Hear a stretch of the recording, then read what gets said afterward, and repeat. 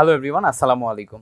আশা করছি তোমরা সবাই অনেক অনেক ভালো আছো। তোমাদের জিএসটি ভর্তি পরীক্ষার আর 3-4 দিন মতো বাকি আছে, বা 4-5 দিন মতো বাকি আছে। 27 তারিখে হবে। আমি যখন এই ভিডিওটা রেকর্ড করছি তখন 22 তারিখ। সো মোটামুটি 4 দিন বা 5 দিন মতো সময় আছে।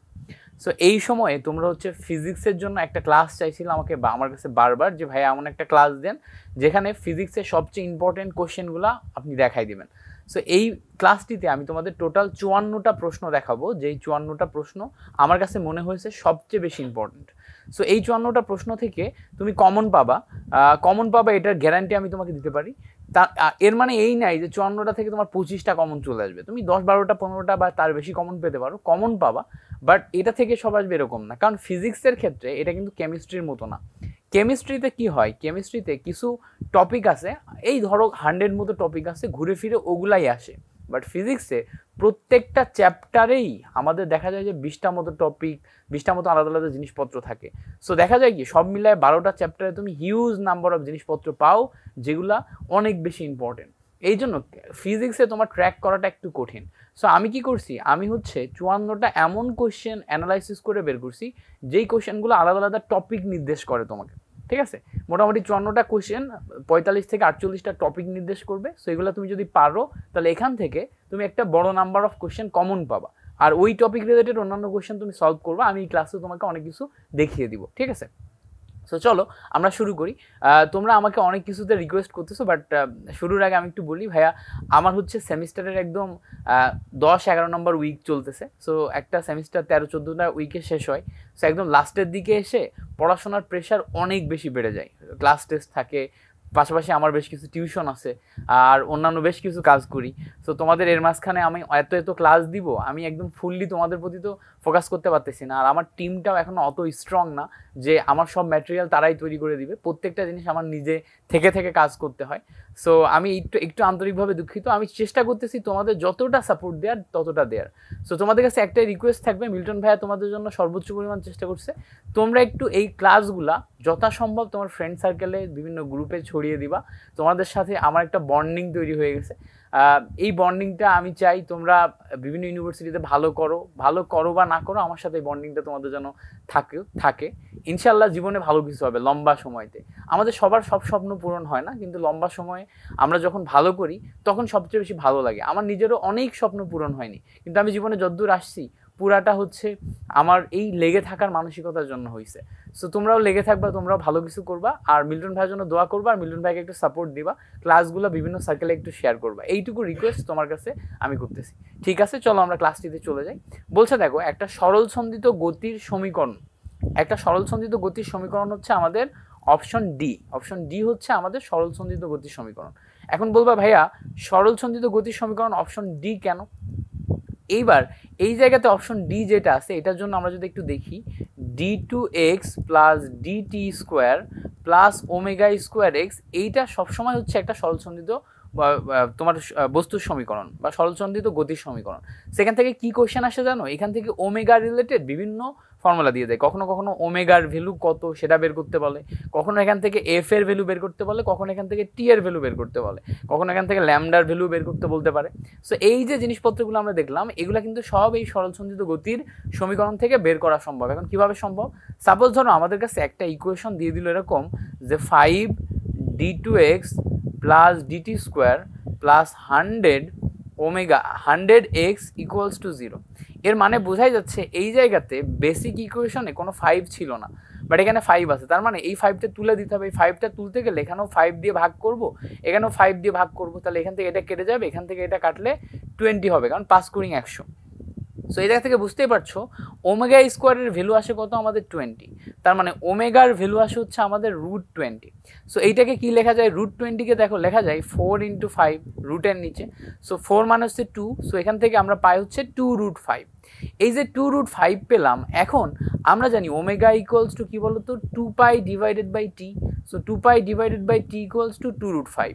সো টি ইকুয়ালস টু কি হবে? টি ইকুয়ালস টু হবে 2π ডিভাইডেড বাই 2√5। ঠিক আছে।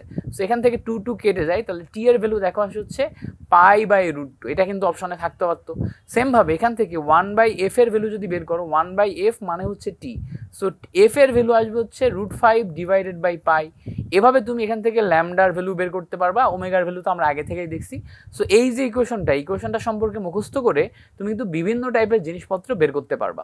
সো আশা করি জিনিসটা বুঝছো এবং টোটাল জিনিসটা তোমার কাছে ক্লিয়ার হয়ে গেছে। যদি ক্লিয়ার হয়ে যায় তাহলে কমেন্ট সেকশনে লিখবো হচ্ছে ইয়েস বা ক্লিয়ার। এরপরে আসো পরবর্তী এমসিকিউটা দেখি। বলছে একটা সরলছন্দিত দোলকের সর্বোচ্চ বেগ এত, এর বিস্তার এত হলে পর্যায়কাল কত। সো আমাদের সরলছন্দিত একটা দোলকের ক্ষেত্রে বেগের ইকুয়েশন, ত্বরণের ইকুয়েশন, সর্বোচ্চ বেগ, সর্বোচ্চ ত্বরণ, এগুলোর ইকুয়েশনগুলো মুখস্থ করতে পারতে হবে। এইটা কিন্তু একটা টপিক নির্দেশ করতেছে যে সরলছন্দিত সমীকরণ থেকে প্রশ্ন আসে, ঠিক আছে। সো এখন এই জায়গা থেকে আমরা ভি ম্যাক্স বা সর্বোচ্চ বেগ ইকুয়ালস টু জানি হচ্ছে ওমেগা ইন্টু এ। এখন ভালো করে খেয়াল করবা, এই ভি ম্যাক্সকে আমরা ভি ধরে নিলাম, ওমেগা মানে হচ্ছে আমাদের 2π ডিভাইডেড বাই টি ইন্টু আমাদের এ আছে।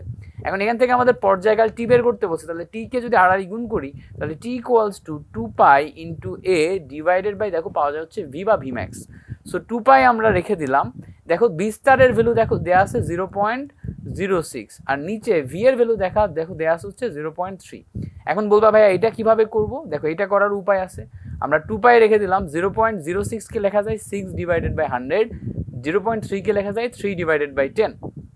আলটিমেটলি এইটার ক্যালকুলেশন করলে আমাদের 2π থেকে যায় 6 ডিভাইডেড বাই 100 রাখলাম, এটা উল্টাই দিলে 10 ডিভাইডেড বাই 3 পাওয়া যায়। একটা শূন্য কেটে গেল, এটার সাথে এটা যদি কাটো তাহলে আসবে হচ্ছে 2। এবার এখানে দেখো একটা শূন্য থেকে ছিল, এবার এই জায়গাতে ভালো করে খেয়াল করলে দেখবা কি আসে, 2 দুগুণা 4, 4π ডিভাইডেড বাই 10। সো এইটা যদি আবার তুমি কাটো তাহলে কি আসবে বলো তো, এখান থেকে আসবে হচ্ছে 2, এখান থেকে আসবে হচ্ছে 5। সো আলটিমেটলি সব মিলায়ে 2π divided by 5 is the correct answer. So আমাদের রাইট অ্যান্সার হচ্ছে 2π ডিভাইডেড বাই 5 মানে হচ্ছে অপশন এ। সো এই প্রশ্নটা আমরা বুঝতে পারছি কিভাবে করলাম। এরপরে পরবর্তী দেখো এমসিকিউটা, এটা বলছে যে 100 কিলোওয়াটের 5টি বাতি 8 ঘন্টা জ্বালালে মে মাসে কত বিদ্যুৎ কিলোওয়াট আওয়ার বিদ্যুৎ ব্যয় হয়। এই যে কিলোওয়াট আওয়ার, এটা কিন্তু বিদ্যুৎ বিলের সিস্টেম। সো আমরা বিদ্যুৎ বিলের সিস্টেমে বেসিক ফর্মুলা কি জানি, ডাব্লিউ ইকুয়ালস টু আমাদের ফর্মুলা হচ্ছে পিটি। এখন ডাব্লিউ ইকুয়ালস টু পিটি এইটা কিন্তু ওয়াট আওয়ারে আসে, তাই না? এটা আসে হচ্ছে আমাদের ওয়াট আওয়ারে। কিলোওয়াট আওয়ার বের করতে গেলে পিটি ডিভাইডেড বাই 1000 করতে হবে, পিটি ডিভাইডেড বাই 1000, তখন আসবে হচ্ছে আমাদের কিলোওয়াট আওয়ার। এখন এই যে পিটি ডিভাইডেড বাই 1000, এই জায়গাতে 1000 নিচে আমরা বসাই দিলাম। পি এর ভ্যালু কত বলো তো, পি এর ভ্যালু কত? দেখো একটা বাতির পাওয়ার হচ্ছে 100 ওয়াট, তাহলে আমাদের টোটাল বাতি ইউজ হচ্ছে 5টা। সো 5 ইন্টু 100 মিনস হচ্ছে আমাদের 500 ওয়াট হবে। সো পি এর ভ্যালু আমরা 500 বসালাম। এবার টাইম কত বলো তো, টাইম হচ্ছে 8 ঘন্টা একদিনে, বাট আমাদের কি মাস, মে মাস। মে মাসে কয় দিন ভাইয়া? মে মাস হচ্ছে 31 দিন। সো একদিনে যদি 8 ঘন্টা হয় তাহলে 31 দিনে 31 ইন্টু 8 ঘন্টা এরকম আসবে। একদিন 8 ঘন্টা হলে 31 দিনে কি 31 ইন্টু 8 ঘন্টা এরকম আসে। So that's it. এখন আমরা যদি কাটাকাটি করি, এখান থেকে 2টা শূন্য, এখান থেকে 2টা শূন্য কেটে গেল, 5 দিয়ে এটা কাটাকাটি করো, 5 দুগুণা 10, এটা দিয়ে এইটা কাটো 4। সো গুণ করো, গুণ করলে কত আসে দেখো, 31-এর সাথে 4 গুণ করলে 4 একে 4 আর 3 এ 4 12। সো সব মিলাই দেখো 124 কিলোওয়াট আওয়ার। সো এই ধরনের ম্যাথগুলা তোমার কিন্তু মুখে মুখেই ক্যালকুলেশন করা যায়। সো রাইট অ্যান্সার হচ্ছে 124 কিলোওয়াট আওয়ার। সো আশা করছি আমরা এটাও পারবো। পরবর্তী এমসিকিউটা একটু ট্রিকি। আমি অনেক ভেবে চিন্তে এটা দিছি, এটা কয়েকবার আমি আসতে দেখছি, দ্যাটস ওয়াই দিছি। একটু ট্রিকি। এইটা তুমি যদি মানে পরীক্ষার হলে মিলাই করার চেষ্টা করো, জীবনেও করতে পারবো না। তাহলে এটা কিভাবে করতে হবে ভাইয়া? বাসায় এই প্রশ্নটা মুখস্থ করে ফেলবা, এখনই এই ক্লাসে মুখস্থ করে ফেলবা, যাতে এই কোশ্চেনটা হুবহু আসলে তুমি যেন দাগাইতে পারো। ব্যাপারটা কি, আমাদের কাছে একটা পৃথিবী আছে, এই পৃথিবী থেকে r/2 উচ্চতায়, মানে পৃথিবীর ভূপৃষ্ঠ থেকে আমি যদি r/2, এই কেন্দ্র থেকে এইটুকু উচ্চতা কি r। সো r/2 মানে কি, এই r এর অর্ধেক উচ্চতা, এইচ ইকুয়ালস টু r/2 যখন হবে, r/2 উচ্চতায় যদি আমি যাই তখন আমার যে অভিকর্ষ ত্বরণ জি এইচ হবে। আর আমি যদি পৃথিবীতে গভীরতায় যাই, r/2 গভীরতা মানে এই মাঝখান বরাবর যাই, তাহলে গভীরতা মানে হচ্ছে ডিপ বা জি ডি লিখলাম, গভীরতায় যায়, তাহলে যে অনুপাত হবে সে অনুপাত কত এটা জিজ্ঞেস করছে। সে এই অনুপাত সবসময় মনে রাখবা হচ্ছে 8:9, এটা মুখস্থ করবা। আমি একদম ভেবে চিন্তে প্রশ্নটা দিছি, হুবহু তুলে দিতে পারে। সো কোশ্চেনটা যেহেতু ইম্পর্টেন্ট এই জন্য বাসায় মুখস্থ করবো, বাট পরীক্ষা হলে এটা মেলানো পসিবল না। কেন মেলানো পসিবল না? কারণ দেখো প্রশ্নটা একটু জটিল, একটু তোমাকে কিভাবে ক্যালকুলেশন করতে হবে এটা দেখাই দিই। আমাদের ফর্মুলা হচ্ছে G equals to GM divided by R square. এটা কি ভূপৃষ্ঠে জি এর মান। এখন যদি আমরা এইচ উচ্চতায় যাই তাহলে কি আসবে GH equals to GM divided by R plus H তার হোল স্কোয়ার। সো জি এবং জিএইচ এর যে রেশিও, জি এবং জিএইচ এর যে রেশিও, উপরে আসে হচ্ছে আর প্লাস এইচ তার হোল স্কোয়ার আর নিচে আসে হচ্ছে আর স্কোয়ার। সো এইটা একটা পেলাম জি এবং জিএইচ এর রেশিও। এখান থেকে আমরা জিএইচ এর ভ্যালু বের করতে পারি। আচ্ছা, এবার আমরা একটু গভীরতায় দেখি। গভীরতায় জি এর ভ্যালু হচ্ছে 4/3 পাই রো জি আর, ঠিক আছে, এরকম। সো এখন এই যে 4/3 পাইরো জি আর এইটা আছে, এখন যদি আমরা এইচ গভীরতায় যাই তাহলে এইচ গভীরতায় পাইরো জি আর মাইনাস এইচ। সো এই জায়গাতেও আমাদের একটা রেশিও আসবে, দুইটা রেশিও দেখো, একটা হচ্ছে উচ্চতা রেশিও, একটা গভীরতা রেশিও, দুইটাকে রেশিও করে আলটিমেটলি শেষ পর্যন্ত কাটাকাটি করে 8/9 আসছে। সো আমি চাইলে এটা তোমাকে বুঝাই দিতেই পারি একদম ডিপ অ্যানালাইসিস করে, বাট এটা তুমি পরীক্ষার হলে ভাই আর এক্সিকিউট করতে পারবে না। এই জন্য একদম হুবহু এই প্রশ্নটাই দেয়, এইটা মুখস্থ করবা, কত মুখস্থ করবা, 8:9 আসে, ঠিক আছে, আসলে যেন পারো। পরবর্তীতে বলছে একজন ফুটবলার এত কেজি ভরের একটা ফুটবল এত মিটার পার সেকেন্ড বেগে আঘাত করে ফুটবলটিকে কিক মারার পর সেটি বিপরীত দিকে এত মিটার পার সেকেন্ড বেগ প্রাপ্ত হয়। মানে হচ্ছে একটা ফুটবল আসতেছে, ফুটবলের ওয়েট দেয়া আছে, এখন সে যখন আসছে তখন সে 12 মিটার পার সেকেন্ড বেগে আসছে। এখন এখানে ফুটবলারের পা আছে, ঠিক আছে, এটা হচ্ছে ফুটবলারের পা, এটাই আগাটাই ফুটবল। লাগার পরে ফুটবলটা অপোজিট দিকে চলে গেছে, অপোজিট দিকে যখন যাচ্ছে তখন 5 মিটার পার সেকেন্ড বেগে যাচ্ছে। এখন দেখো তো, একটা বেগ 12 মিটার পার সেকেন্ড, একটা 5 মিটার পার সেকেন্ড, বাট একটার বিপরীত দিকে না। এখন আমাদের বলছে যে কিক মারার সময়কাল যদি এত হয় তাহলে ফুটবলের ওপর প্রযুক্ত বল কত। সো আমরা জানি বল F equals to MV minus MU divided by কি বলো তো টি। সো এখন প্রযুক্ত বল যদি বের করতে চাই, এম এর ভ্যালু কত, এম এর ভ্যালু যদি আমি দুইটা থেকে কমন নিই তাহলে দেখো এম এর ভ্যালু দেওয়া ছিল হচ্ছে 0.4। সো 0.4 নিলাম। ভি এবং ইউ এইটা আমাদের বের করতে হবে। ভি এর ভ্যালু দেখো আমাদের দেওয়া হচ্ছে 12। এখন ভি এর ভ্যালু ইনিশিয়ালি যেটা আসছিল 12, বাট পরবর্তীতে যেদিকে গেছে এটা ডিরেকশন উল্টা না, উল্টা ডিরেকশন হলে ডিরেকশনের কারণে ইউ এর ভ্যালু বা ভি এর ভ্যালু কিন্তু মাইনাস হয়ে যায়। সো সূত্রের মাইনাস আর এই মাইনাস মিলে হচ্ছে প্লাস, ঠিক আছে, এখানে আসে হচ্ছে পি, ঠিক আছে। এখন পরবর্তীতে নিচে কত সেকেন্ড ধরে কাজ করে 0.02। বিশ্বাস করো ভাইয়া আপুরা, এই ম্যাথটাই আমি আমার হচ্ছে ও লেভেলের ক্যামব্রিজ কারিকুলামের স্টুডেন্টকে করাইছি গতদিন করাইছি, ও পারেনি, ও এই চিহ্নটা ভুল করছিল, ঠিক আছে, একদম হুবহু এই ম্যাথটাই। সো এই জায়গাতে কি আসবে তাহলে দেখো 15 5 আর 12 হচ্ছে 17 আসে।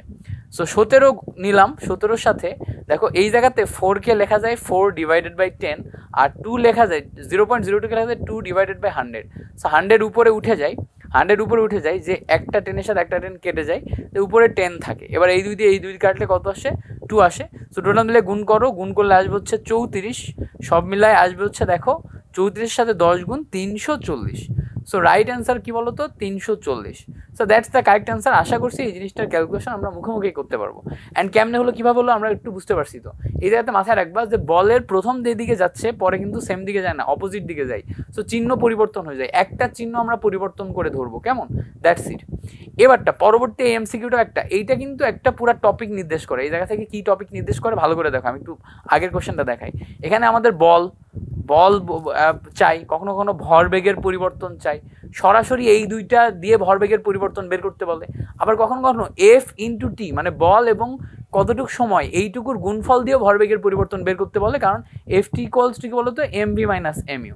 So F T equals to MV minus mu যেহেতু, এই জন্য এফ ইন্টু টি গুণ করলে যে ভরবেগের পরিবর্তন হয় এটাও একটা ইম্পর্টেন্ট ইস্যু। এবার বলতেছে দেখো 2 মাইক্রোফ্যারাড ধারকের একটি বর্তনী 2000 ভোল্ট বিভব পার্থক্য প্রয়োগের পরে ধারকের সঞ্চিত শক্তির পরিমাণ কত। এখন ধারকের সঞ্চিত শক্তির পরিমাণ এইটার ফর্মুলা ইকুয়ালস টু, প্রথম ফর্মুলা হচ্ছে হাফ সিভি স্কোয়ার, এটা মুখস্থ করবা। আরেকটা ফর্মুলা হচ্ছে হাফ কিউ ভি, এটাও মুখস্থ করবা। আরেকটা ফর্মুলা হচ্ছে Q square divided by 2c। So এই যে 3টা ফর্মুলা, এগুলো মুখস্থ করা হচ্ছে মাস্ট, এইগুলা থেকে আমার কোয়েশ্চেন দিবে। তো দ্যাটস ওয়াই আমি তো এগুলো অবশ্যই মুখস্থ করবো, তাই না। এবার দেখো আমরা একটু ভালো করে বোঝার চেষ্টা করি।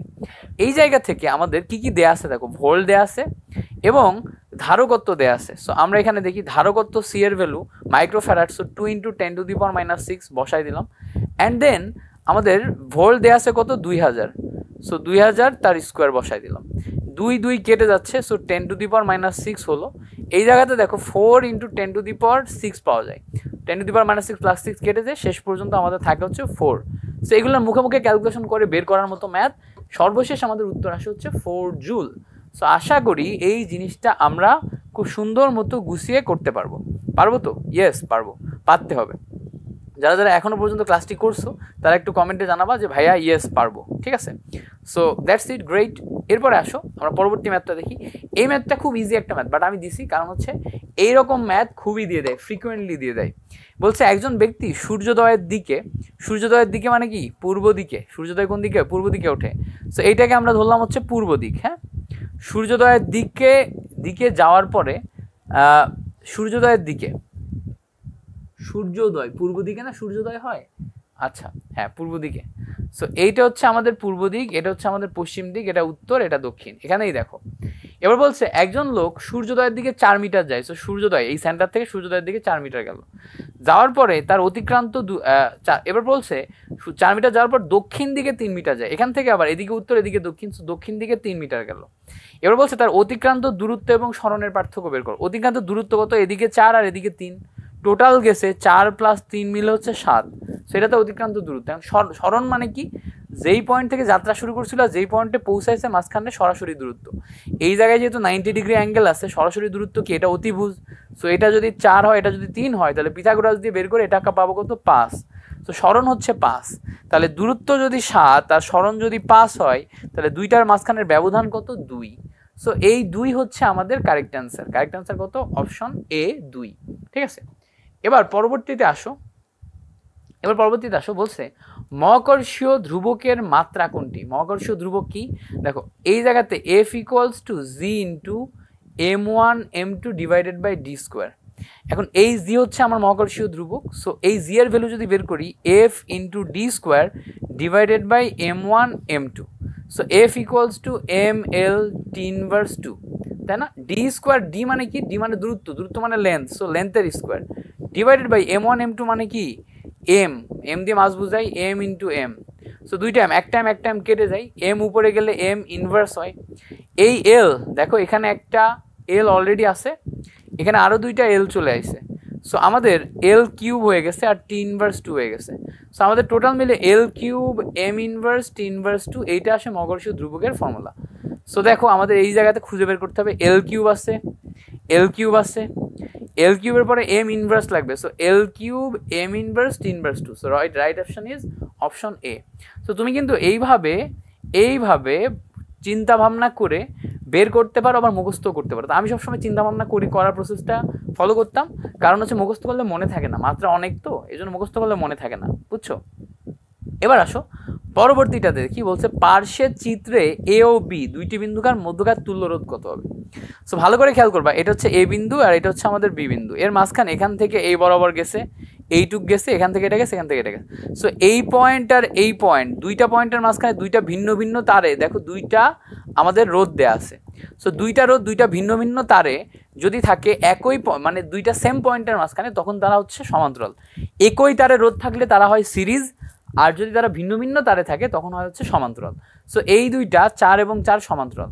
তো 4 এবং 4 সমান্তরাল, এটা বের করা একটা টেকনিক আছে। যখন দুইটা জিনিস সমান্তরাল হয় তখন আমাদের ফর্মুলা হচ্ছে, ভালো করে মনে রাখবা, দুইটা জিনিস সমান্তরাল হলে তাহলে ফর্মুলা হচ্ছে R1 × R2 divided by R1 + R2।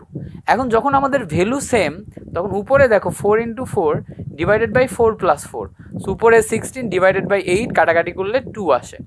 তো দেখো যখনই আমাদের দুইটা জায়গার রোধ এরকম সেম হয়ে যায়, তখন রোধের ভ্যালু কত হয় জানো? সমান্তরাল রোধের ভ্যালু যদি সেম হয় তাহলে রোধের ভ্যালু হয়ে যায় অর্ধেক। অর্ধেক মানে কি? 4 4 মিলে 2 হয়ে যায়। সো এরকম আমাদের মনে রাখতে হবে, 4 4 মিলে 2 হয়ে যায়। সো আমাদের এই প্রশ্নগুলো এমনভাবে সাজানো থাকে যাতে 1 মিনিটেরও কম সময় মুখোমুখি করা যায়। যেমন আমি দেখেই বলে দিতে পারবো, এখানে 4 আর 4 সমান্তরাল আছে মানে 2 হয়ে যাবে। এই জায়গায় 2 পেলাম, 2 এর সাথে 3 দেখো একই তারে আছে, একটাই তার না, একই তারে আছে। একই তারে হলে এই দুইটা সিরিজ আছে, সিরিজ মানে কি 3 আর 2 যোগ হবে মানে 5। এখন দেখো এই তার আর উপরে একটা তার, দুইটা তার পরস্পর সমান্তরাল, কারণ দুইটা ভিন্ন ভিন্ন তার। তাহলে 5 এবং 5 যদি সমান্তরাল হয় তাহলে আবার হাফ হয়ে যাবে, হাফ হয়ে গেলে কত? 2.5। সো আমাদের এখান থেকে রাইট অ্যান্সার হচ্ছে 2.5, মানে অ্যান্সার হচ্ছে ডি। ঠিক আছে, সো এই ধরনের circuit is very much important. এখান থেকে কি করবা? এরকম সার্কিট সলভ করা শিখবা আর KVL KCL শিখবা। তোমাকে এই দুইটা জিনিস পারতে হবে, তাহলেই কিন্তু তুমি অনায়াসে এই প্রশ্নগুলো সমাধান করতে পারবা। এবার বলতে দেখো কোনো বস্তুর উপর 15 নিউটন বল 3 সেকেন্ড ধরে যদি ক্রিয়া করে বস্তুর ভরবেগের পরিবর্তন কত। এই জিনিসটা আগেও আমরা দেখে আসছি। দেখো আমাদের ফর্মুলা ছিল F = mv - mu / t। So এখান থেকে যদি আর গুণ করি ft = mv - mu। সো এইটা হচ্ছে ভরবেগ, এটা হচ্ছে ভরবেগ, এটা ইনিশিয়াল ভরবেগ আর এটা হচ্ছে ফাইনাল ভরবেগ। সো এই দুইটাকে বলা যায় হচ্ছে ভরবেগের পরিবর্তন, কারণ এটা হচ্ছে ভরবেগ p2 আর এটা হচ্ছে ভরবেগ p1, মাঝখানের ডিফারেন্স। সো এটা হচ্ছে ডেল পি। সো ভরবেগের পরিবর্তন ডেল পি লেখা যায় হচ্ছে বল ইন্টু সময়। সো বলের ভ্যালু দেখো দেওয়া আছে হচ্ছে 15 নিউটন, সময় দেখো 3 সেকেন্ড। সো এখান থেকে ভরবেগের পরিবর্তন 45 কিন্তু বলেই দেওয়া যাচ্ছে হুবহু। সেখান থেকে ভ্যালু আসবে কত আমার 45। সো এইভাবেও কিন্তু আমরা জিনিসটা করতে পারি, ইজিলি পারি, তাই না? সুন্দর মতো পারি, গ্রেট। ওকে, এবার ভালো করে বুঝবা, পরবর্তীতে আসো। বলছে কোনো বাড়ির মেইন গেটে এত অ্যাম্পিয়ার 200 ভোল্ট লেখা আছে, ওই বাড়িতে 40টি বাতি নিরাপত্তার সাথে ব্যবহার করতে প্রতিটি বাতির ক্ষমতা কত হবে। দেখো আমি এই এমসিকিউ কয়েকবার তুলে দিছি, কারণ কি এটা রিপিটেটিভলি আসে। এটা তুমি যদি না শিখে যাও তাহলে তুমি পারবা না। এবার বলছে দেখো এই জায়গাতে আমাদের কারেন্ট এবং ভোল্টেজ দেওয়া আছে, সেখান থেকে আমরা পাওয়ার পাবো। পাওয়ার P = VI। পাওয়ার কত পাবো দেখো তো, পাওয়ার P = VI যদি লিখি তাহলে 8 × 200 লিখলে এখান থেকে আমরা 800 ওয়াট পাবো পাওয়ার। এখন মেইন যে মিটার, সেই মিটারের টোটাল পাওয়ার হচ্ছে 800 ওয়াট। এখন যদি আমি 40টা বাতি নিই তাহলে 40টা বাতির জন্য আমার 800 ওয়াট হবে। তাহলে একটা বাতির জন্য কত ওয়াট হবে বলো তো, 800 / 40। সো এখান থেকে কাটাকাটি করলে 4 × 8। সো আচ্ছা, এই জায়গাতে কিছু একটা ভুল করছি। এই জায়গাতে দেখো 8 × 16 ওয়াট হবে। সো এই জায়গাতে 1600 ওয়াট হবে। 1600 ওয়াট, উপরে 1600 বসালাম, 40 দিলে সব মিলাই 40 ওয়াট আসে। So right answer is 40 watt. ঠিক আছে, 40 ওয়াট রাইট অ্যান্সার। কত রাইট অ্যান্সার ভাইয়া হচ্ছে 40 ওয়াট। সো এইটা দিয়ে আমরা কিন্তু পারবো। এবার বলছে দেখো এল কার্যকরী দৈর্ঘ্যের একটি সরল দোলকের দোলনকাল এবং কম্পাঙ্ক কত। সো দোলনকালের ফর্মুলা T = 2π√L / G। কম্পাঙ্ক আবার জেনারেল কম্পাঙ্ক এফ না, কৌণিক কম্পাঙ্ক। যদি জেনারেল কম্পাঙ্ক এফ বলতো তখন আমরা কি লিখতাম, দেখো T = লেখা যায় 1/f। So 1/f = 2π√L / G। So F এর ভ্যালু পাইতাম 1/2π রুটের নিচে G / L। তো এটা ছিল হচ্ছে কম্পাঙ্ক। বাট যখনই কৌণিক কম্পাঙ্ক বলবে তখন আমাদের ফর্মুলা কি হয়ে যাবে, T = 2π / ω। এবার এখানে দেখো আমাদের 2π আছে আর রুটের নিচে L / G আছে। 2π কেটে গেছে। এবার ভালো করে দেখো 1/ω = L / G পাওয়া যায়। সো ω = পাওয়া যায় √G / L। ওমেগার ভ্যালু কি পাওয়া যায়, √G / L। That's it. So এটা হচ্ছে আমাদের ওমেগার ভ্যালু। সো এই জায়গাতে দেখো 2π√L/G আর একটা হচ্ছে G / L। অপশন হচ্ছে সি নাম্বার, G / 2π√L/G। দেখো এই জায়গায় কিন্তু আমি ভুল লাগাইছি, একটু দেখে দাগাইতে হবে।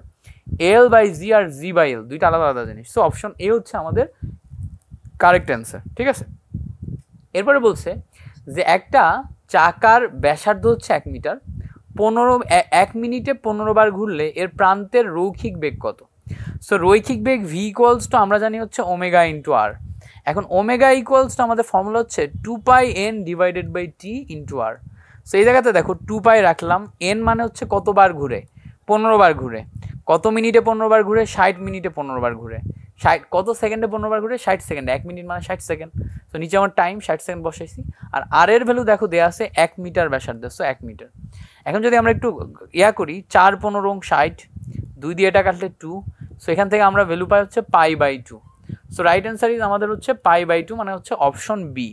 ঠিক আছে, ওকে চলো আমরা পরবর্তী এমসিকিউতে যাই। পরবর্তী এমসিকিউ বলছে ইয়ং এর দ্বিচির পরীক্ষায় n-তম অন্ধকার ডোরার সৃষ্টিকারী তরঙ্গের দশা পার্থক্য কত। দেখো n-তম অন্ধকার আমার মাথায় রাখতে হবে, একটা হচ্ছে ইন্টারফারেন্স, একটা কিন্তু ডিফ্রাকশন। ইন্টারফারেন্সের ক্ষেত্রে ইয়ং আর ডিফ্রাকশনের ক্ষেত্রে কিন্তু ভিন্ন ফর্মুলা আসে। সো এই ভিন্ন ফর্মুলাগুলো প্রত্যেকটা ফর্মুলা আমাদের মুখস্থ করতে হবে। এইটা বলার জন্য আমি তোমাকে এমসিকিউগুলো দিছি, কারণ এই জায়গা থেকে হুবহু ফর্মুলাগুলো আমাদের দিয়ে দেয় এমসিকিউতে। ঠিক আছে, সো ইয়ং এর দ্বিচির পরীক্ষায় n-তম অন্ধকার ডোরার ক্ষেত্রে আমাদের অন্ধকার ডোরার ফর্মুলা কি, অন্ধকার ডোরার ফর্মুলা হচ্ছে 2n+1 মানে বেজোড় সংখ্যা ইন্টু λ/2। আর তোমার অন্ধকারের জায়গায় উজ্জ্বল ডোরার ক্ষেত্রে কি, n পাই 2n জোড় সংখ্যা 2n ইন্টু π/2। সো 2 কেটে যায়, এখান থেকে পাই হচ্ছে আমরা n λ। 2n ইন্টু π/2 একটা ফর্মুলা, একটা হচ্ছে 2n+1 ইন্টু মানে পাই না, এটা হচ্ছে λ/2। ঠিক আছে, কি বলতেছি, ওকে, সো ডেল এক্স এর ভ্যালু আসে কত 2n + 1 λ/2। আরেকটা ভ্যালু এই জায়গা থেকে আসে, ঠিক আছে, আরেকটা ভ্যালু আসে, সেটা হচ্ছে দশা = 2π/λ ইন্টু পথ, ঠিক আছে, দশা = 2π/λ ইন্টু পথ। এইটা খুব আসে, এই জায়গা থেকে খুব ম্যাথ দেয়, এই ফর্মুলাটা মুখস্থ করে এটা থেকে ম্যাথ করা শিখবা। এবার বলছে শূন্যস্থানে কোনো তড়িৎচুম্বকীয় তরঙ্গের তরঙ্গ দৈর্ঘ্য এত অ্যাংস্ট্রম হলে কম্পাঙ্ক কত হার্জ। সো শূন্যস্থানে কোনো তড়িৎচুম্বকীয় তরঙ্গের তরঙ্গ দৈর্ঘ্য দেওয়া আছে। এখন আমরা জানি c = কি বলতো f λ, কম্পাঙ্ক মানে f = c/λ হবে। c এর ভ্যালু হচ্ছে 3 × 10⁸, ল্যামডার ভ্যালু দেখো কত 6000 অ্যাংস্ট্রম, অ্যাংস্ট্রম মানে হচ্ছে 10⁻⁻10। এবার এটা দিয়ে এইটা কাটলে দেখো 3 × 2 = 6 আসে। সো ভালো করে খেয়াল করলে দেখবা এই জায়গায় 3টা শূন্য এখান থেকে কাটাই দিলে 10⁻⁷ আসে। এই -7 উপরে যদি চলে যায় তাহলে +7 হয়ে যায়, তো 10⁷। এখন এই জায়গাতে দেখো 1/2 মানে কি 0.5, এখন 8 7 কত বলতো 15। সো এখন যদি আমরা এই 0.5কে 5 বানাইতে চাই তাহলে আবার কি করা লাগবে 5 / 10 × 10⁻15। এটা দেখো আবার একটা শূন্য কমাই দিবে, সো 5 × 10⁻14। সো এইভাবে কিন্তু ক্যালকুলেশন করে বের করতে হবে। আমাদের রাইট আনসার হচ্ছে 5 × 10⁻14 মানে হচ্ছে অপশন এ। পারবো না আমরা? অফকোর্স পারবো, আমাদের পারতে হবে, পারার মতোই জিনিস। পরে আসো, পরবর্তী এমসিকিউ বলছে, এইটা খুব আসে ভাই, এটা খুব আসছে, ফলে এইটা আমি দিয়ে রেখেছি। একটা তারের ব্যাসার্ধ, এটা খুবই ইম্পর্টেন্ট, একটা তারের ব্যাসার্ধ কতটুকু চেঞ্জ হয় দেখো 3 ± 0.06, অর্থাৎ চেঞ্জ এইটুকু হচ্ছে কতটুকু বৃদ্ধি বা হ্রাস, আর এটা হচ্ছে ইনিশিয়াল ব্যাসার্ধ। এবার বলছে প্রস্থচ্ছেদের ক্ষেত্রফলের ত্রুটি নির্ণয় করো। সো দেখো ক্ষেত্রফল ত্রুটি বের করার ক্ষেত্রে যদি আমাদের সরাসরি ক্ষেত্রফল দেওয়া থাকে তাহলে ইরোর পার্সেন্টেজ কেমন আসবে জানো? Error percentage = del a / a, মানে কতটুকু পরিমাণ ক্ষেত্রফল বৃদ্ধি পাচ্ছে ডিভাইডেড বাই ইনিশিয়াল ক্ষেত্রফল ইন্টু 100%, ঠিক আছে, এইভাবে বের করতে হয়। এখন মজার ব্যাপার হচ্ছে a = আবার আমাদের হচ্ছে πr²। এখন πr² যদি হয়, a = যদি πr² হয় তাহলে এই r²r এটা করলে এখানে তোমার স্কোয়ারের নিচে অনেক টার্ম চলে আসে, মানে এটাকে বিস্তৃতি করলে আমাদের শর্টকাট ফর্মুলা আসে 2 × del a / r। এটা বিস্তৃতি থেকে আসছে, বুঝছো? বিস্তৃতি তো এখন আমরা দেখার সুযোগ নাই আমাদের, দ্যাটস ওয়াই আমরা শুধু ফর্মুলাটা মুখস্থ করব 2 × del r / r ইন্টু কত বলো তো 100%। সো আমাদের দুইটা ফর্মুলা মনে রাখতে হবে, একটা হচ্ছে এইটা, একটা হচ্ছে এইটা। সো যখন আমরা ব্যাসার্ধ নিয়ে কাজ করব তখন আমরা del r / r নিব। সেমভাবে আমরা যদি ব্যাস নিয়ে কাজ করতাম তখনও আমরা 2 × del d / d নিতাম। সো এই জায়গাতে আমাদের ব্যাসার্ধের পরিবর্তন দেওয়া আছে দেখো 0.06 ডিভাইডেড বাই ইনিশিয়াল ব্যাস কত ছিল 3, সামনে কত আছে 2। এখন এই ম্যাথটা আমরা কিভাবে করব, পার্সেন্টেজ কিভাবে করব একটু দেখি। দেখো 0.06কে লেখা যায় 6 / 100, নিচে আমাদের 3 আছে, উপরে দেখো 2 আছে। এটা দিয়ে এটা যদি কাটো কত আসে বলো তো 3 × 2 = 6। এবার এই জায়গাতে দেখো 4 আসে, 4 / 100 আসে ইন্টু আমাদের 100%। সো 100 কেটে গেলে এই 4 দিয়ে আমরা পাই হচ্ছে 4%, ঠিক আছে। সো আমরা এই জায়গা থেকে ভ্যালু পাইলাম কত 4%, দ্যাটস ইট। এরপর আসো পরবর্তী এমসিকিউটা দেখি। বলছে কত মিটার/সেকেন্ড বেগে একটি বল উপরের দিকে নিক্ষেপ করলে এটি 1 সেকেন্ড পর আবার ভূপৃষ্ঠে ফিরে আসে। সো দেখো যখন আমরা একটা বস্তুকে এই ভূমি থেকে, এটা ভূমি, হ্যাঁ এটা ভূমি, এখান থেকে উপরের দিকে নিক্ষেপ করব, এটা উঠতে এই জায়গায় যখন নিক্ষেপ করবো তখন তো একটা ইনিশিয়াল ভেলোসিটি থাকবে। উঠতে সর্বোচ্চ উচ্চতায় যে ভেলোসিটি 0 হয়ে যাবে। সো দেখো সর্বোচ্চ উচ্চতায় ওঠার টাইম কিভাবে বের করবো? v = u - gt ফর্মুলা দিয়ে, নিক্ষিপ্ত বস্তুর সূত্র। সর্বোচ্চ উচ্চতায় ভেলোসিটি যদি 0 হয় u - gt আসে, সো gt = u আসে। তাহলে এখান থেকে টাইম t = u / g আসে। এটা কি বলতো? এটা হচ্ছে ওঠার টাইম। সো এটা হচ্ছে আমাদের ওঠার টাইম, তাহলে নামার টাইমও আমাদের আরেকটা t হবে। সো টোটাল টাইম যদি বের করতে চাও, total time t = t + t। So u / g plus u / g সব মিলে আসবে 2u / g। তো সব মিলাই কত আসলো 2u / g। এখন আমরা একটু বসাই, 2 বসালাম, u এর ভ্যালু দেখো আমাদের দেয়া আছে, নিক্ষিপ্ত কত মিটার/সেকেন্ড সেটা আমরা জানি না। এবার বলছে 1 সেকেন্ড পর ভূপৃষ্ঠে ফিরে আসে। সো এই u দিলাম, ডিভাইডেড বাই 9.8 দিলাম, 1 সেকেন্ড পর ভূপৃষ্ঠে ফিরে আসলো। সো u = আমাদের বের করলে 9.8 ডিভাইডেড বাই 2 হয়, মানে 4.9 মিটার/সেকেন্ড বেগে নিক্ষেপ করলে এটি আবার 1 সেকেন্ড পর পৃথিবীতে ফিরে আসবে। সো খুব সুন্দর জিনিস না? সুন্দর জিনিস, দ্যাটস ইট। এখন আমরা আশা করি হচ্ছে পারবো। এরপরে আসো আমরা পরবর্তীটা দেখি, পরবর্তী এমসিকিউ দেখি। বলছে এত শক্তি বিশিষ্ট কোন একটি ফোটনের তরঙ্গ দৈর্ঘ্য কত? খুবই সিম্পল, ফোটনের ফর্মুলা হচ্ছে equals to hc divided by lambda. So তরঙ্গ দৈর্ঘ্য বের করার মানে হচ্ছে lambda equals to hc divided by ই।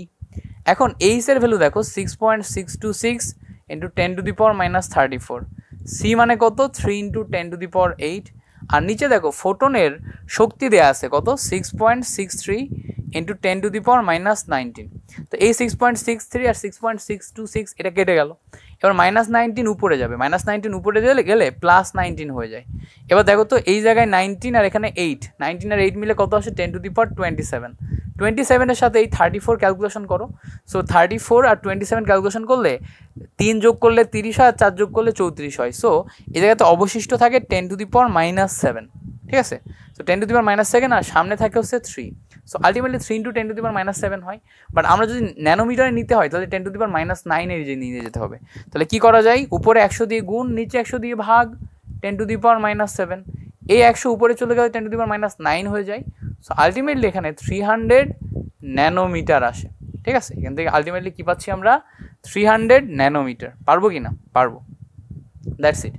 এরপরে পরবর্তী এমসিকিউটা বলছে যে সান্দ্রতা গুণাঙ্কের মাত্রা কোনটি? সান্দ্রতা গুণাঙ্কের মাত্রা, সান্দ্রতা গুণাঙ্কের মাত্রার ক্ষেত্রে আমরা এটা মনে রাখবো। দেখো সান্দ্রতা গুণাঙ্ক ব্যাপারটা হচ্ছে F equals to eta into DV by DY, এটা হচ্ছে আমাদের সান্দ্রতা গুণাঙ্কের ফর্মুলা। এখন সান্দ্রতা গুণাঙ্কে এফ ইকুয়ালস টু কী হবে, তাহলে এফ ইন্টু ডিওয়াই, নিচে আসবে এ ইন্টু ডিভি। এবার দেখো এফ এর মাত্রা হচ্ছে এম এল T−2, এই ডিওয়াই এর মানে কি, এর মাত্রা হচ্ছে লেন্থের মাত্রা। নিচে দেখো এরিয়া মানে লেন্থ ইন্টু লেন্থ, আর ডিভি মানে কি এম T−, কেন, কারণ হচ্ছে এটা হচ্ছে metre per second. So M T−, না এল T−, সেখান থেকে এল কেটে গেল, এই T−, উপরে যে টি হয়ে যায়। এবার দেখো এখান থেকে একটা এল কেটে গেল, এই এল উপরে যদি যায় তাহলে এম এল ইনভার্স T−1, কেন T−1, এখানে T−2 ছিল, এখানে একটা টি। সো কমাই দিলে M L inverse T−1, that is the right answer. So option আসে হচ্ছে অপশন বি। সো এইভাবে ক্যালকুলেশন করে আমাদের শিখতে হবে যে আমাদের আসল অ্যান্সারটা কী হবে, ঠিক আছে।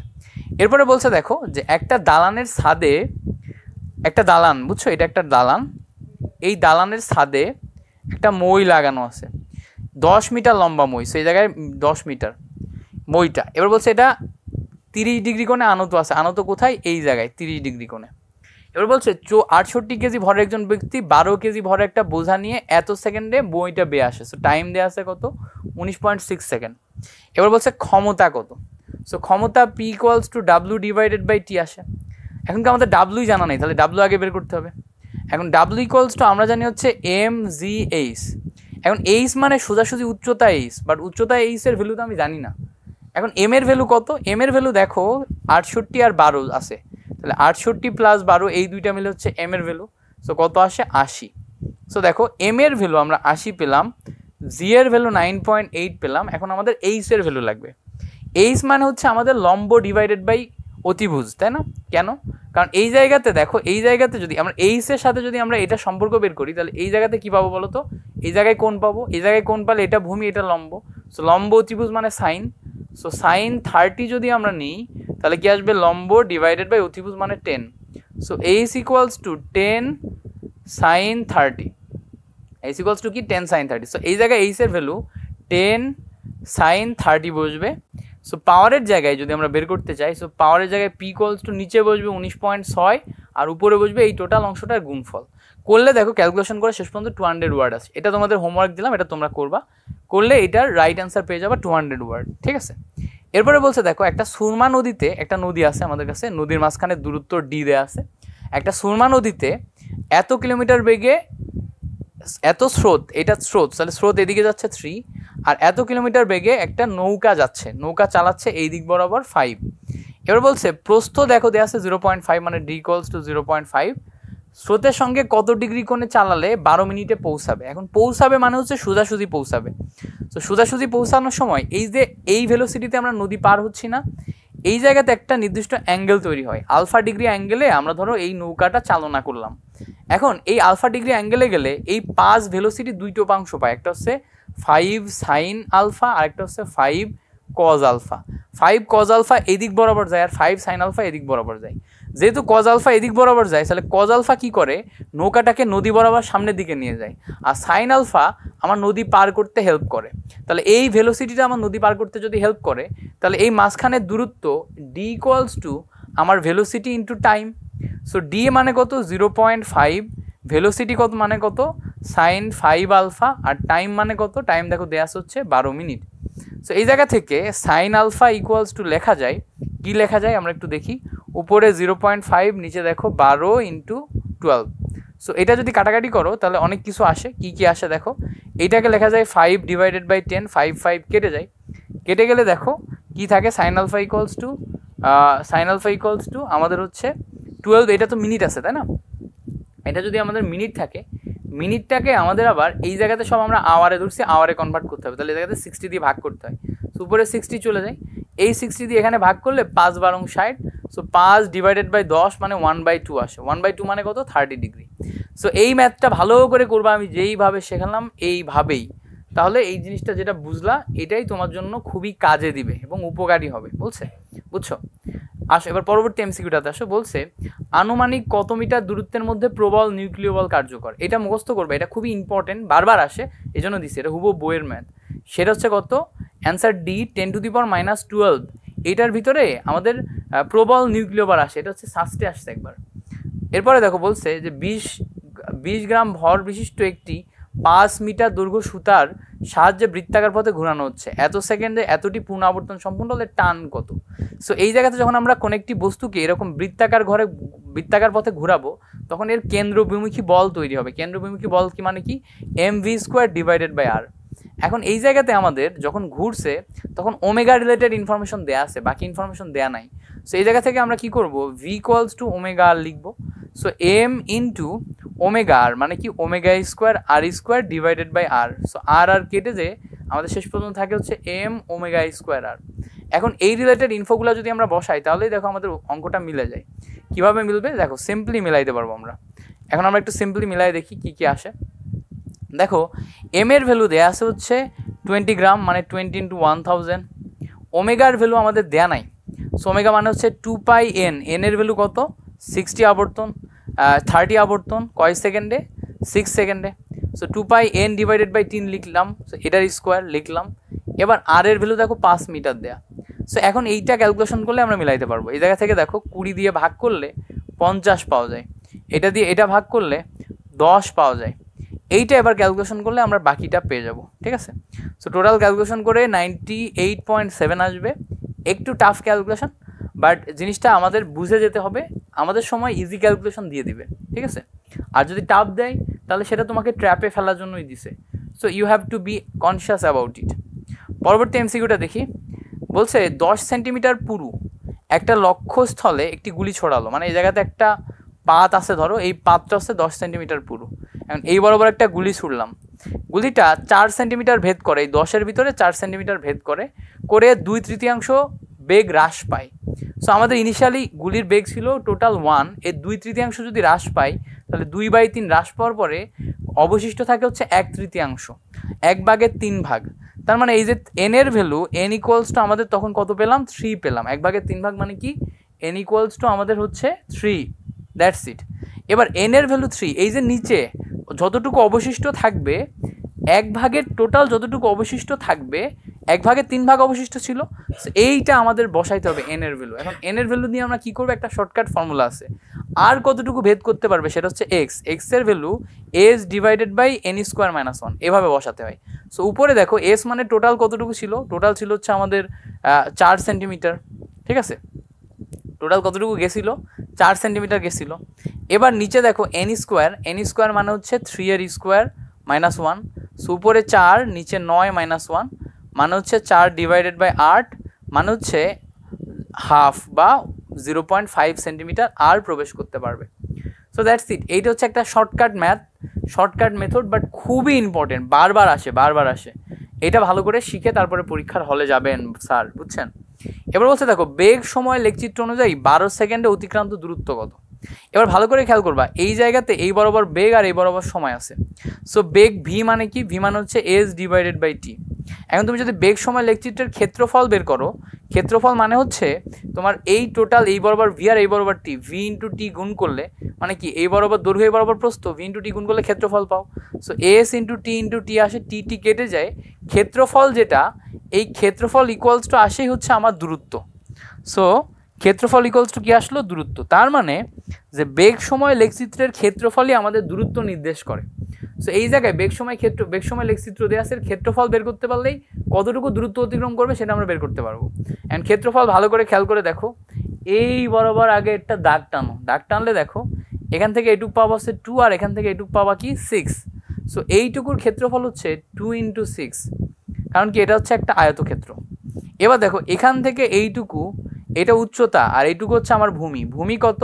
ভূমি দেখো, আচ্ছা 2 ইন্টু 6 আমরা বের করছি আগে, 2 ইন্টু 6 মানে হচ্ছে 12। এবার দেখো ভূমি হাফ ইন্টু ভূমি গুণ উচ্চতা, ভূমি হচ্ছে 6, উচ্চতা দেখো 2 থেকে 6 মানে কত? 6।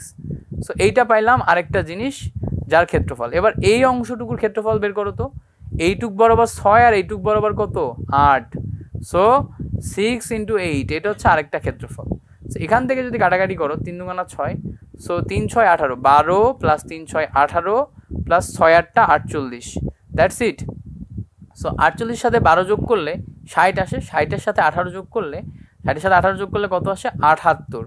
সো এখান থেকে আমরা পাচ্ছি রাইট আনসার হচ্ছে 78। সো আশা করি বুঝছি যে কীভাবে আমি টোটালটা সলভ করলাম। এরপরে আসো পরবর্তীতে, দুইটি ভেক্টরের স্কেলার গুণফল এত এবং ভেক্টর গুণফল এত দেয়া থাকলে মধ্যবর্তী কোণ কত হবে? এখন ভেক্টর গুণফল আর স্কেলার গুণফল মানে কি? ভেক্টর গুণফল মানে হচ্ছে পি ডট কিউ মানে হচ্ছে পি কিউ কজ থেটা, আর ভেক্টর গুণফল মানে হচ্ছে পি ক্রস কিউ মানে হচ্ছে পি কিউ সাইন থেটা। তো এই জায়গায় উপরে দেখো ভেক্টর গুণফল দেওয়া আছে, স্কেলার গুণফল 20 আর ভেক্টর গুণফল 6√2। সো পি কিউ কেটে যাচ্ছে, এখান থেকে আমরা পাচ্ছি হচ্ছে cot theta equals to 20 divided by 6√2। উল্টাই দিলে ট্যান থেটা ইকুয়ালস টু পাওয়া যায় 6√2 ডিভাইডেড বাই 20। এই ম্যাথটা একটা ঝামেলার ম্যাথ ছিল যেটার কারেক্ট অ্যান্সার ছিল না, বাট এই টাইপের ম্যাথ বহুত আসে এবং এই জায়গাতে ভ্যালুটা এমন দিয়ে দেয় যে ট্যান থেটার 30 ডিগ্রি অথবা 45 অথবা 60 ডিগ্রি এই ভ্যালুগুলোর ভিতরে আসে। সো এটা আমাদের একটু মনে রাখতে হবে, এই জায়গার রেশিওটা আমাদের মনে রাখতে হবে যাতে আমাদের ওইরকম আসলে আমরা পারি। ঠিক আছে, দ্যাটস ইট। এরপরে আসো পরবর্তীতে আসি, বলছে যদি কোনো পাহাড়ের শীর্ষে এবং খনির গভীরে একটি সরল দোলকের দোলনকাল সমান হয় তাহলে পাহাড়ের উচ্চতা এবং খনির গভীরতার অনুপাত কত? এবার দেখো দোলনকাল সমান, তো দেখো একটা পাহাড়ের উচ্চতা ধরো এইচ উচ্চতা আর পাহাড়ের গভীরতা ধরো ডি গভীরতা। সো উচ্চতায় দোলনকাল টিএইচ আর গভীরতায় দোলনকাল টিডি যদি সমান হয় তাহলে টিডি ইকুয়ালস টু টিএইচ। এখন টি ইকুয়ালস টু কি বলতো? 2π√L ডিভাইডেড বাই জি, তাহলে জি এইচ হবে এখানে, আর এখানে আসবে কি 2π√L ডিভাইডেড বাই কি হবে বলতো? এখানেও আসবে হচ্ছে আমাদের জি এইচের জায়গায় জি ডি হবে। So that's it. এখন প্রশ্ন হচ্ছে ভাইয়া তাহলে এই জায়গাতে আচ্ছা একটা হচ্ছে উচ্চতা, একটা হচ্ছে গভীরতা। সো এই যে উচ্চতা এবং গভীরতা এই পর্যন্ত আমরা বুঝলাম, তাহলে এখান থেকে আমাদের 2π কেটে যাচ্ছে, এল কেটে যাচ্ছে, 2π কেটে যাচ্ছে, এল কেটে যাচ্ছে, শেষ পর্যন্ত আমরা এই জায়গা থেকে একটা সিদ্ধান্তে নিতে পারতেছি যে টি সমান হলে জিএইচ ইকুয়ালস টু জিডি হয়। এখন আমাদের উচ্চতা এবং গভীরতা লাগবে। সো এখন আমরা জানি যে উচ্চতার ক্ষেত্রে আমাদের ফর্মুলা হচ্ছে জিএইচ ইকুয়ালস টু আমাদের ফর্মুলা কি বলতো? জি এর ক্ষেত্রে ফর্মুলা হচ্ছে জি ইন্টু উচ্চতার ক্ষেত্রে 1 - 2h divided by R. So এই এইচটাকে উচ্চতার ক্ষেত্রে আমরা h1 ধরলাম, আর এইটা গভীরতার ক্ষেত্রে আমরা ফর্মুলা জানি যে 1 - h, G into 1 - h divided by R. সো এখান থেকে জি কেটে যাচ্ছে, 1 কেটে যাচ্ছে, শেষ পর্যন্ত আমাদের থাকে হচ্ছে -2h1 ডিভাইডেড বাই আর, আর এখানে থাকে হচ্ছে h2 divided by R, minus কেটে যায়, আর কেটে যায়, h1 divided by h2 equals থাকে হচ্ছে 1/2 মানে হচ্ছে হাফ। সো এই যে টোটাল জিনিসটা তোমাকে বুঝালাম, এটা বুঝে তুমি মনে রাখতে পারো অথবা প্রশ্নটা মুখস্থ করে মনে রাখতে পারো যেটা হচ্ছে 1:2 হবে, কারণ এটা সবসময় এরকমই থাকে, এটার কোনো চেঞ্জেস আসে না, এটা সবসময় এরকম থাকে, এটার কোনো চেঞ্জেস আসে না। ঠিক আছে, ওকে, দ্যাটস ইট। এবারটা আমরা একটু ভালো করে পরবর্তী লাইনটা মনে রাখি। ওকে, একটা তাপ ইঞ্জিন 147 ডিগ্রি সেন্টিগ্রেড তাপমাত্রায় তাপ উৎস থেকে এত জুল তাপ গ্রহণ করে এবং 37 ডিগ্রি সেন্টিগ্রেড তাপমাত্রায় তাপ গ্রাহকে এত জুল তাপ বর্জন করে, ইঞ্জিনটির দক্ষতা কত? সো দক্ষতা ইটা ইকুয়ালস টু 1 মাইনাস T2/T1, এটা আমরা ভালো করেই জানি। সেই জায়গাতে দেখো তাপ ইঞ্জিনের তাপ গ্রহণ এবং তাপ বর্জন দুইটা জিনিস দেওয়া আছে। সো এখানে আমাদের 147 এটা হচ্ছে তাপ উৎস, আর এই জায়গাতে এইটা হচ্ছে তাপ গ্রাহক। সো উপরের তাপমাত্রা কম আর নিচের তাপমাত্রা বেশি হয়। সো এটা হচ্ছে 147 কম, 147 বেশি আর 37 কম। সো উপরে যাবে 37 প্লাস 273 আর নিচে যাবে 147 প্লাস 273। সো এইটা করে আমাদের ম্যাথটা করতে হবে। সো এই জায়গায় রেশিও দিয়ে আমরা এখান থেকে এফিসিয়েন্সি পাবো, অ্যান্ড সেটা 26%। সো এই ম্যাথগুলা আমাদের দিয়ে দেয়, বাট এগুলা ক্যালকুলেটর ছাড়া করা মুশকিল। ক্যালকুলেটর ছাড়া যদি হয় সেটা ইজি ম্যাথই দিবে। এবার বলছে দেখো একটা সেকেন্ড দোলকের কম্পাঙ্ক কত, সেকেন্ড দোলকের দোলনকাল কত, 2 সেকেন্ড, ঠিক আছে। অ্যান্ড কম্পাঙ্ক এফ ইকুয়ালস টু আমাদের 1/t আসে। সো 1/2 মানে কি 0.5। সো এই 0.5 আওয়ার্স হচ্ছে আমাদের কম্পাঙ্ক। এবার বলছে পৃথিবীর পৃষ্ঠে কোনো একটি এম ভরের বস্তুর মুক্তিবেগ এত মিটার পার সেকেন্ড, এর ভর দ্বিগুণ করা হলে মুক্তিবেগ কত হবে? এখন আমরা জানি মুক্তিবেগ v equals to √2gm divided by r। So মুক্তিবেগ পৃথিবীর ব্যাসার্ধ এবং পৃথিবীর ভরের উপর ডিপেন্ড করে, বস্তুর ভরের উপর ডিপেন্ড করে না। সো বস্তুর ভর তুমি দ্বিগুণ, 3 গুণ, 4 গুণ যাই করো, মুক্তিবেগ সেমই থাকবে। তার মানে মুক্তিবেগ 11.2 ছিল, 11.2 থাকবে।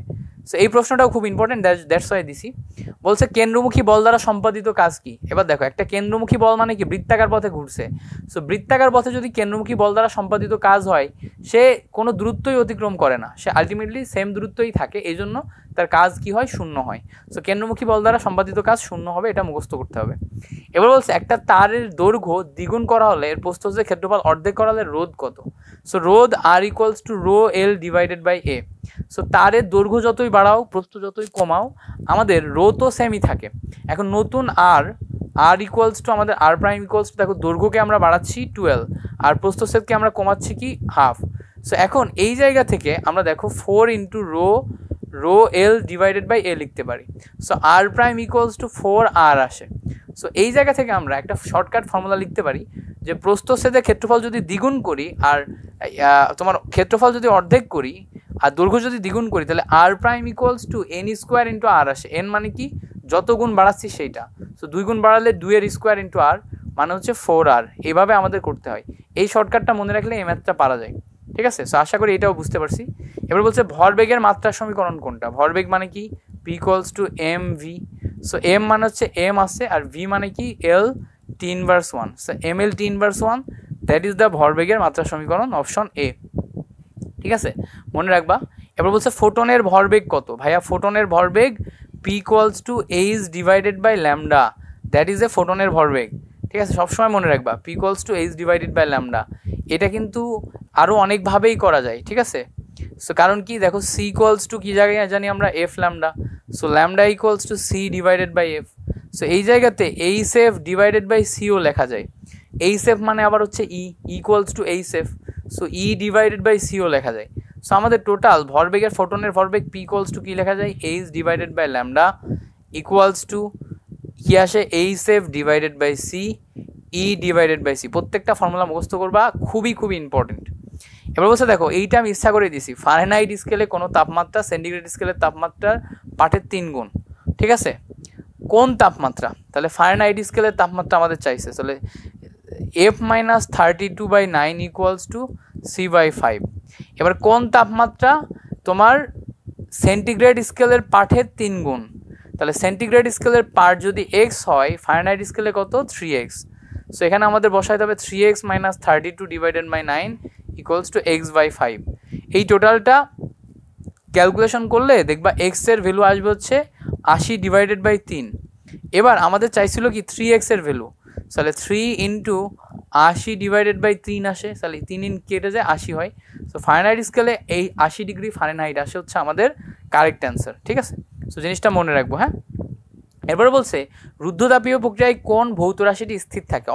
অবশ্যই এনট্রপি। এটা মুখস্থ করবা, এটা একটা কনসেপচুয়াল কোশ্চেন। এই জায়গা থেকে এই টাইপের বেশ কিছু কোশ্চেন আসে, তার ভিতরে এটা একটা, এটা মনে রাখবা। এবার বলছে দেখো একটি সরল দোলকের বিভব শক্তি এবং গতিশক্তির বিস্তারের লেখচিত্র কি? দেখো লেখচিত্রের ক্ষেত্রে আমাদের টোটাল বিভব শক্তি এবং গতিশক্তি এটার লেগচিত্রের যেই ফর্মুলা সেটা হচ্ছে হাফ এম ওমেগা স্কোয়ার এই স্কোয়ার, এটা হচ্ছে সর্বোচ্চ শক্তির ফর্মুলা। সো এই যে ওমেগা স্কোয়ার এই স্কোয়ার, এটাতে আমরা যদি হচ্ছে ইপি এর সাথে এর আমরা ফর্মুলা নিই তাহলে এটা কিন্তু পরাবৃত্তের ইকুয়েশন আছে। সো মনে রাখবা বিভব শক্তি গতিশক্তি বললে এটা আসবে হচ্ছে আমাদের পরাবৃত্ত, ঠিক আছে? মাস্ট মনে রাখবা যে বিভব শক্তি গতিশক্তি বললে আমাদের এটা আসবে হচ্ছে কি পরাবৃত্ত। That's it. চলো আমরা একদম শেষ পর্যায়ে চলে আসছি। এরপরে বলছে যে দুইটি তরঙ্গের পথ পার্থক্য এক্স হলে দশা পার্থক্য ডেল। সম্পর্ক কি? আমরা জানি দশা ইকুয়ালস টু 2π/λ ইন্টু কি পথ। সো আমরা একটু দেখি দশা মানে ডেল দেওয়া আছে, সো 2π/λ ইন্টু পথ দেওয়া আছে হচ্ছে X. So del equals to কি দেওয়া আছে 2π/λ ইন্টু এক্স। সো আমরা একটু দেখি মিলাই দেখি, del equals to 2π/λ into x একবারও আছে নাই। সো ডেলের ভ্যালু আমাদের 2π/λ নাই, বাট এক্সের ভ্যালু এক্স ইকুয়ালস টু কি আসবে তখন π/λ/2π ইন্টু ডেল। সো আমরা দেখি λ/2π ইন্টু ডেল আছে কিনা, এই যে খ নম্বরেই আছে। সো খ নম্বর is the correct answer. Great. এবার বলছে গতিশক্তি এবং ভরবেগের মধ্যে সম্পর্ক কোনটি? সো গতিশক্তি এবং ভরবেগের মধ্যে সম্পর্ক কে ইকুয়ালস টু p²/2m। এইটা এখানে ব্যাখ্যা দেওয়া আছে, আমি আর ব্যাখ্যা তোমাদের দেখাইলাম না, ক্লাসটা অনেক লম্বা হয়ে গেছে। এটা মুখস্থ করবা, এটা থেকে বহুত ম্যাথ আসে, হুবহুব তুলে দেয়। এবার দেখো আমরা দুইটা এমসিকিউ নিচ্ছি কারণ এগুলো খুব ইম্পর্টেন্ট। বলছে ক্রিয়া এবং প্রতিক্রিয়া বলের মধ্যবর্তী কোণ কত? তো এদিক বরাবর যদি ক্রিয়া হয় তার ঠিক অপোজিট দিকে প্রতিক্রিয়া বল হয়, এর মাঝখানে কোণ কত? 180 ডিগ্রি। সো এটা মুখস্থ করবা, ক্রিয়া এবং প্রতিক্রিয়া বলের মধ্যবর্তী কোণ 180 ডিগ্রি। এবার বলছে ঘূর্ণায়মান বস্তুকণার গতিশক্তি কত? সো বেসিক গতিশক্তির ইকুয়েশন হাফ mv², বাট যখন ঘূর্ণন কথা বলবে তখন হাফ নিলাম, আই মানে হচ্ছে এম মানে হচ্ছে আই জড়তার ভ্রামক আই, আর ভি মানে হচ্ছে কি ওমেগা, ভেলোসিটিকে ওমেগা দিয়ে প্রকাশ করে। সো এটা আসবে হচ্ছে আই ওমেগা স্কোয়ার, ঠিক আছে? I omega square, that's it. So এই জায়গাতে আসবে হচ্ছে আমাদের আই ওমেগা স্কোয়ার কোনটা? Half I omega square, A number option, that's it. এবার দেখো একটি ইলেকট্রন ভোল্ট, 1 ইলেকট্রন ভোল্ট মানে কত? দেখো 1 ইলেকট্রন ভোল্ট মানে মুখস্থ রাখবা 1.6 × 10⁻⁻19 জুল, হুবহুব দিয়ে দিবে এই প্রশ্ন। এবার বলছে দেখো একটি কণা 2 মিটার ব্যাসার্ধের বৃত্তাকার পথে প্রতি মিনিটে 100 বার ঘুরে, রৈখিক বেগ কত? আগেও করছি, v equals to omega R.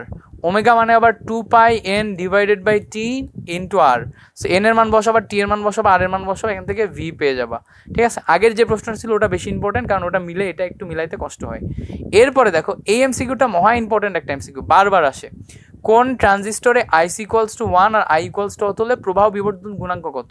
So প্রবাহ বিবর্ধন গুণাঙ্ক আলফার value IC divided by I, আর বেটার ভ্যালু কি হবে বলো তো? আইসি ডিভাইডেড বাই আইবি, ঠিক আছে? সো এই হচ্ছে আমাদের ফর্মুলা, ঠিক আছে? সো এখানে দেখো আইসি ডিভাইডেড বাই আই দেয়াই আছে। সো আইসি এর ভ্যালু হচ্ছে 0.95 আর আই এর ভ্যালু হচ্ছে 1। সো এই জায়গা থেকে তুমি যদি এমনি করো, সো 0.95 আসবে value, and that is the correct answer, 0.95 option C. এবার বলছে দেখো যে 50 মিটার ব্যাসার্ধের একটি রাস্তার বাঁকে এত মিটার পার সেকেন্ড বেগে সাইকেল চালানো হলে আর ওই নতি কোণ কত? সো নতি কোণ tan θ equals to v² divided by rg, ঠিক আছে? এবার দেখো এখানে ভেলোসিটি দেওয়া আছে কত? ভেলোসিটি দেওয়া আছে 9.8 তার স্কোয়ার, আর দেখো দেওয়া আছে 50 মিটার ব্যাসার্ধ, নিচে জি দেখো দেওয়া আছে 9.8। সো 9.8 কেটে যায়, ultimately θ equals to tan inverse কি আসে? 9.8 ডিভাইডেড বাই 50, এটা আসে।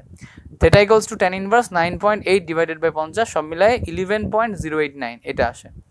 এবার বলছে দেখো 0 ডিগ্রি সেন্টিগ্রেড তাপমাত্রায় এত কেজি ভরের একটি বরফকে এত পানিতে রেখে দিলে এনট্রপির পরিবর্তন কত? সো দেখো 0 ডিগ্রির বরফ থেকে 0 ডিগ্রির পানিতে রূপান্তর করছে, তার মানে এখানে বরফ গলনের সুপ্ত তাপ আসছে। So del S equals to Q divided by T হওয়ার কথা, Q equals to mLf divided by T. So M এর ভ্যালু দেখো দেওয়া আছে 0.5, এলএফ এর ভ্যালু আমাদের মুখস্থ বসাতে হবে 3.36 × 10⁵ ডিভাইডেড বাই টি। 0 ডিগ্রি মানে 273। সো এই ক্যালকুলেশনটা ভালো করে শিখে রাখবা, শিখে এটা আসছে হচ্ছে দেখো 615। এটা মুখোমুখি ক্যালকুলেশন করা সম্ভব না, সো দ্যাটস ওয়াই এই জায়গাতে আমাদের এই এম এর ভ্যালু এমন একটা ভ্যালু দিয়ে দিবে উপর নিচে এটা কেটে যাবে, কেটে যে এটা থাকবে, ঠিক আছে? সো এই জন্য আমাদের এটা ভালো করে মনে রাখতে হবে। এবার বলছে নিচের কোনটি ধারকের সমীকরণ নয়? ধারকের সঞ্চিত শক্তি সমীকরণ আমরা আগেও দেখছি যে কিউ² ডিভাইডেড বাই 2c, এটা কারেক্ট। কিউ² ডিভাইডেড বাই 2c², এটা কারেক্ট না। সো এইটা হচ্ছে রাইট আনসার, কারেক্ট না। এটা কারেক্ট, এটাও কারেক্ট। সো 3টা কারেক্ট, একটা কারেক্ট না। এবার বলছে এটা খুব ইম্পর্টেন্ট আর ইন্টারেস্টিং একটা কোশ্চেন। বলছে একটা কোষের সাথে আর শ্রেণীতে যুক্ত আছে। সো আমাদের শ্রেণীতে যুক্ত থাকলে রোধের মান আছে আর। সো আমাদের ভি ইকুয়ালস টু ভ্যালু কি আসে বলো তো? আই আর। এবার বলছে যখন আমরা 120 ওহম রোধকে সমান্তরালে যুক্ত করি তখন প্রবাহ 2 গুণ হয়ে যায়। সো দেখো আমরা যদি প্রবাহ 2 গুণ করি আমাদের ভোল্টেজ তখনও সেম, তাহলে ভি ইকুয়ালস টু তখন আমাদের 2i ইন্টু আর প্রাইম আসবে। বাট আর প্রাইমের ভ্যালুকে আমরা জানি, আর প্রাইমের ভ্যালু আমরা জানি না। কীভাবে বের করবো? আর ইন্টু আর প্রাইম মানে 100R 120R divided by 120 plus R, এটা আসে। সো এবার এই জায়গাতে যদি আমরা একটু দুইটা পক্ষ সমান সমান করি তাহলে কি আসে দেখো, IR equals to 2i into 120R divided by 120 plus R, এটা আসে। সো আই কেটে যায়, আই কেটে যায়। এবার আর গুণ করলে দেখো কত আসে, 120R plus R square equals to 120R। So R তুলে দাও, সব জায়গা থেকে একটা আর উঠে যাবে। So 120 plus R equals to হচ্ছে আমাদের আসবে কত, 120। সো ঠিক আছে, ঠিক লিখলাম? হ্যাঁ ঠিক আছে। সো 240, 120 না 240, আর গুণ করার পরে এই জায়গাতে একটা 2 ছিল না, এই 2টা গুণ করলে 240 আসে। সো এই জায়গাতে আমাদের 240 থাকে। সো আর এর ভ্যালু শেষ পর্যন্ত আমরা 120 পাই। সো দ্যাটস ইট, আমাদের আর এর ভ্যালু আসবে হচ্ছে 120। এই ম্যাথটা এইভাবে করতে হবে, এটা একটু ভালো করে শিখে রাখবা, ঠিক আছে? এবার বলছে দেখো এই জায়গাতে একটা ম্যাথ দিছে, বেশ ইম্পর্ট্যান্ট একটা ম্যাথ, এটা করতে হবে। বলছে যে এত বল প্রয়োগ করে এত সরণ হলে বল দ্বারা সম্পাদিত কাজের পরিমাণ করো। So simple W equals to F dot S, এটা করতে হবে। সো ডট গুণন 5-এর সাথে 3 গুণ, সো 3 × 5 = 15, -1-এর সাথে 5 গুণ, তাহলে -5। এই জায়গাতে -1-এর সাথে 0 গুণ, তো 0। সো সব মিলে আসে কত, 10 joule. So W dot S করলে এটা পাওয়া যায়, ঠিক আছে? সো এই জায়গা থেকে আমরা এটা জানি হচ্ছে 10 জুল। পরবর্তী এমসিকিউ, এটা কিন্তু আমরা আগেও দেখে আসছি। প্রথমে 3 দিয়ে ভাগ করব, 3 দিয়ে ভাগ করলে এই জায়গাতে 27 ডিভাইডেড বাই 3 হয়ে যায়, মানে 3 নাম 27। সো এই জায়গাতে ওমেগা স্কোয়ারের ভ্যালু আসে কত আমাদের, 9। সো ওমেগার ভ্যালু আসে হচ্ছে আমাদের 3। তো কৌণিক কম্পাঙ্ক বের করতে বলছে, আমরা পেয়ে গেছি হুবহু 3, আমাদের আর অন্য কোনো ঝামেলাই যায়নি। এবার এই ভ্যালুটা একটু দেখি, এই ম্যাথটাও খুব আসে। বলছে রেডনের অর্ধায়ু এত হলে ল্যামডা কত। এখন দেখো T12 ইকুয়ালস টু আমরা জানি হচ্ছে 0.693 ডিভাইডেড বাই ল্যামডা।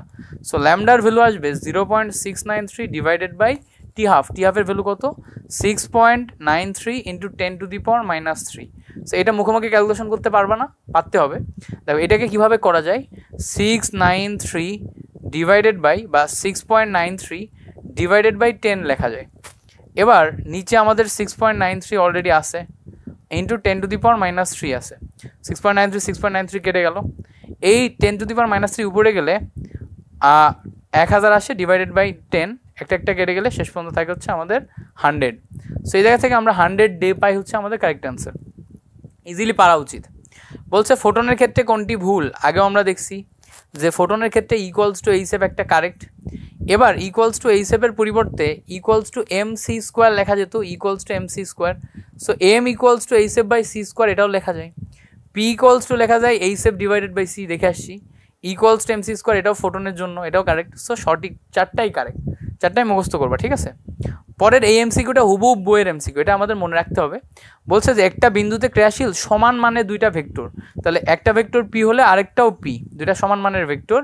এদের লব্ধির মানও যদি সমান হয়, তো লব্ধির মানও P হলে এদের মধ্যবর্তী কোণ কত। তো যখন আমাদের 3টাই সমান হয়ে যায়, মধ্যবর্তী কোণ 120 ডিগ্রি আসে, হুবহু আসে, এটা বইয়ের ম্যাথ, ঠিক আছে? সো এইটা আমাদের হচ্ছে টোটাল কেমনে হয় প্রসেস তোমরা দেখাইলাম না, তুমি এটা মুখস্থ করে রাখবা যে 3টাই যখন সমান হয় লব্ধি মানে আমাদের এই জায়গাতে আমরা তো জানতাম PQR, 3টা আলাদা আলাদা জিনিস। P ইকুয়ালস টু যদি PU হয়, Q ইকুয়ালস টু যদি P হয়, R ইকুয়ালস টু যদি P হয়, তাহলে আলফা ইকুয়ালস টু অটোমেটিক 120 আসে। এটা মনে রাখলেই হচ্ছে। এবার বলছে ধাতব পদার্থের ক্ষেত্রে পয়সনের অনুপাত কত, এটা হচ্ছে -1 থেকে হাফ, তাই তো, বা -1/2 থেকে 1 পর্যন্ত।